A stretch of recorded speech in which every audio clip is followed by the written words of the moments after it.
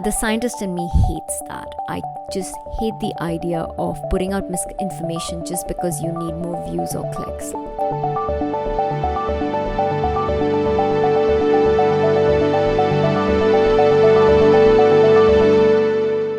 Hello, listeners. This is the SabhFIT podcast. I'm your host, Sabah, and this is episode 1. The SabhFIT podcast is geared towards fitness for busy people. I'm here to make fitness easy for you so you can apply it to your everyday life.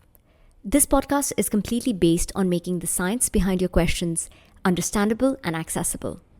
So let's get started. Let's start from the beginning. Let me tell you a little bit about myself and then what is the aim of this podcast, and then we'll go a little bit into the story of what led us here and what you can look forward to in the future episodes of this podcast as well. This podcast is going to be available on all the popular podcast channels as well as my YouTube channel, Workout with Sabah. So if you're watching me on YouTube, you'll see me every once in a while looking away from the screen. That's because I have notes in front of me. Since I'm talking into the camera, I can't remember everything. I need to make sure I remember things. So that's why I'm looking away from the screen, if at all. So let's start with me. I'm Sabah. I am a scientist by profession. Actually, I'm a computational biologist if you need to know the details. I'm a dance enthusiast. I'm not classically trained in any dance forms, but I love dancing. It brings the most joy to me.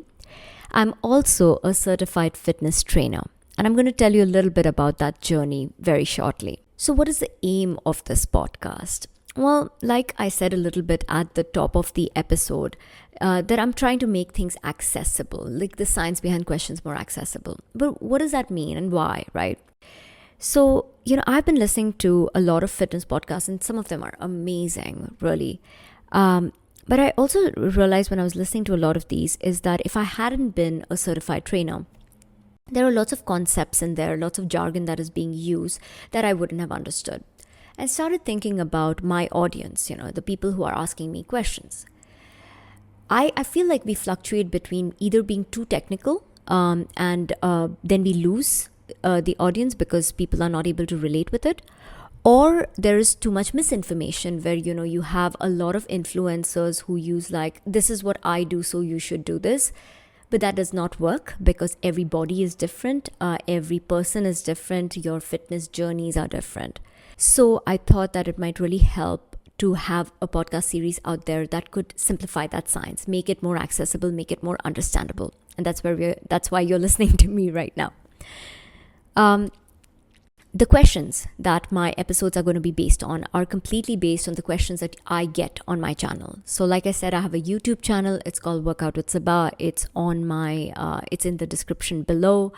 I have been doing this for a little while now, so I have seen my workouts help a lot of people. I have seen people lose 130 pounds, 90 pounds, or 5 kilos in those were my last 5 kilos that I wanted to lose, or I'm a different person now, or the fact that these workouts have really helped me gain more confidence. I can feel changes in my body. I might not seeing on the weighing scale, but I feel so much better. With all of these different stories that I hear, I also hear a lot of questions. Some of them are based on trends or the latest fad that some celebrity is using and so on. So there are also a lot of channels out there, fitness-based, that use a lot of clickbait. What I mean by clickbait is promising you something that is just really unrealistic, but it really gets your attention, so you click on that video. I'm sure you can recognize that, right? The scientist in me hates that. I just hate the idea of putting out misinformation just because you need more views or clicks. So all of those questions that I've been getting, I've all put all of that together into a series of episodes that you're going to be hearing through the SabhFIT podcast series. Along with answering questions, I want to be able to give you advice that you can easily apply in your daily life. I have a very busy schedule. I have a full-time job in addition to maintaining a YouTube channel as well. And I also give a lot of attention to my work-life balance. So in all of this, with a busy schedule, I realized that the niche that I was looking at was really creating fitness content that can be effective, advice that can be effective with really busy schedules. So that's where everything comes from. And overall, I think in the 3+ years that I have been doing this, my commitment is really to help make fitness a habit for everyone. So, yep, that's where we are. Let me just make sure I'm looking at my notes here. Oh yes, I was supposed to tell you what SabhFIT means because not everyone might know what Sabh is. So, SABH, that is a play on my name. My name is Sabah. And Sabh also, for those of you who might not know Hindi, is it means everyone. So, like I was explaining, I think that kind of makes sense now. Today, I wanted to talk a little bit more about beginnings before we start going into the questions starting the next episode. So, wanted to tell you a little bit about who I am, the story of how I got here to the YouTube channel as well, and from the YouTube channel to SabhFIT as well. So, like I said, I'm a scientist by profession. I'm a certified fitness trainer as well, and with this YouTube channel. You know, I was a very shy kid. I never danced on stage. I never danced in front of people. I was never classically trained because of a lot of the shyness as well. But I really enjoyed dancing. You know, behind closed doors, I would just dance my heart out. It always brought a lot of joy to my face and to my life, of course. So I was never trained, but I loved it. And then, during my teenage years, I started doing theater. I started using the stage, not so much again for dancing, but a lot for performing. And I realized that while pretending to be someone else gave me a lot more confidence, and I started overcoming a lot of my stage fright as well. So after theater, I started also doing dancing on stage, performing, which I really enjoyed a lot.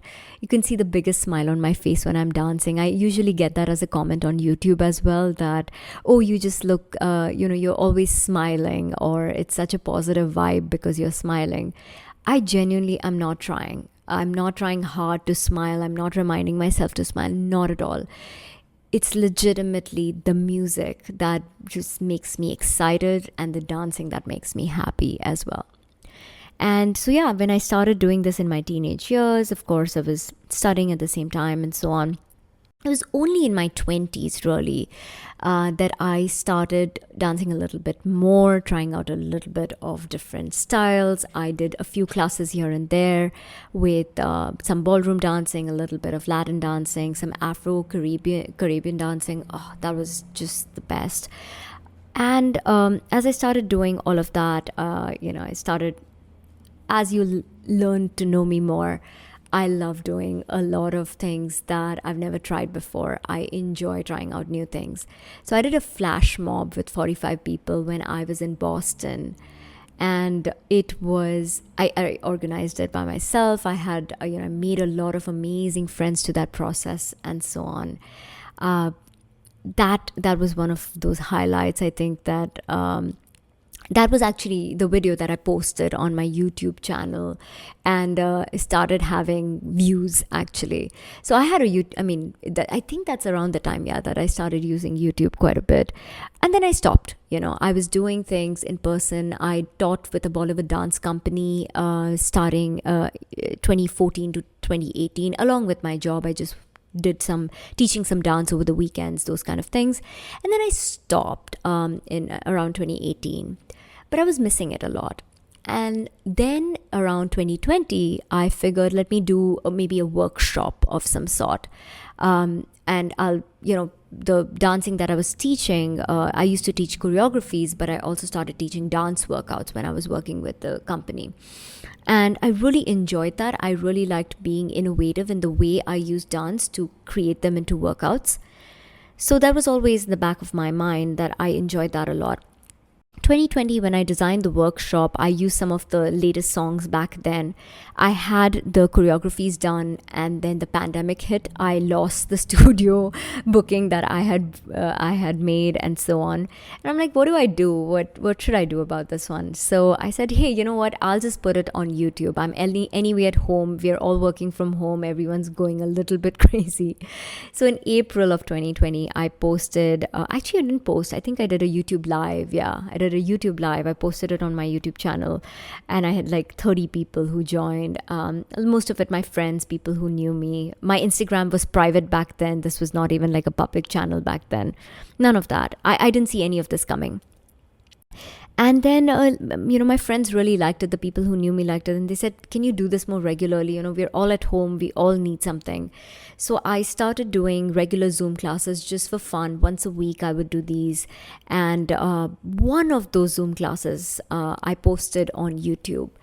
And it got quite a lot of hits. I think some 10,000 views or something. Which, listen, I know people go viral. But for me, who had a completely private kind of existence, that was a huge deal.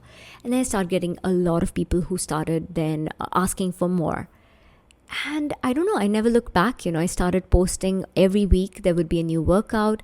I would start looking at new themes, new ways in which I could incorporate dance into workouts and so on. And yeah, those thousands of views really, really changed the direction of where I would go on my YouTube channel.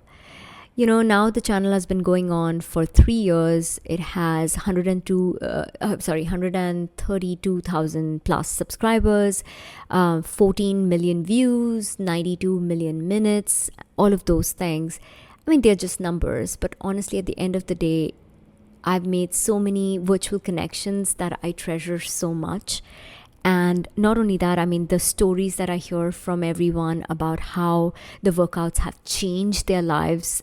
I mean, there is no it's an unmatched feeling, really. In the meanwhile, I think about a year and a half ago, I also said that, I had been using dance a lot in my workouts. It was mainly a dance workout fitness channel. I decided that I wanted to become certified as a trainer because I wanted to make my channel a completely integrated workout channel. I wanted to focus on overall fitness. And I didn't want to do this without being trained in it. This is, again, the scientist in me who just wants to do it the right way, really get trained and learn. So that's what I did. Then I started testing out different kinds of formats on the channel, like a Tabata workout. All of it, by the way, being...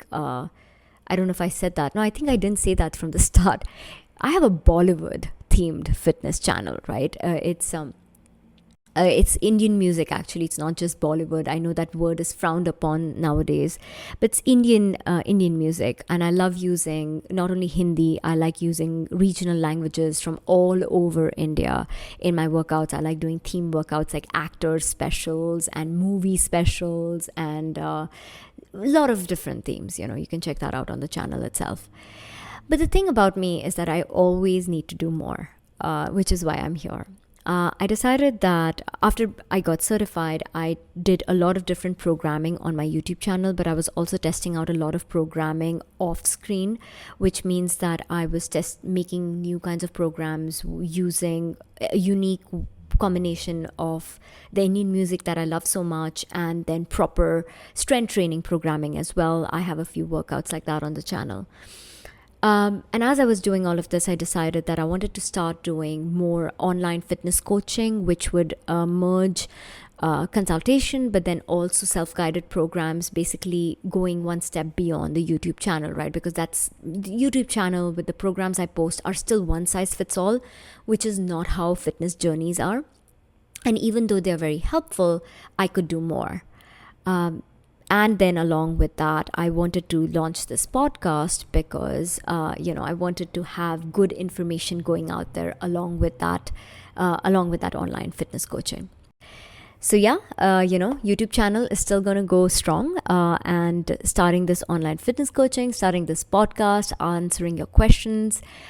We have some really fun in store for you towards in the next few episodes. In the next episode, we are going to be talking about, does dancing really help you lose weight? And the one after that, we're going to talk about 7 tips for workout motivation with a busy schedule and more. So that's what you have to look forward to. I'm super excited about this one. I'm a little bit rusty on the podcast front. So, I'm sure I'll get better. I'll get more confidence going. I'll be a little bit more fun to listen to as well.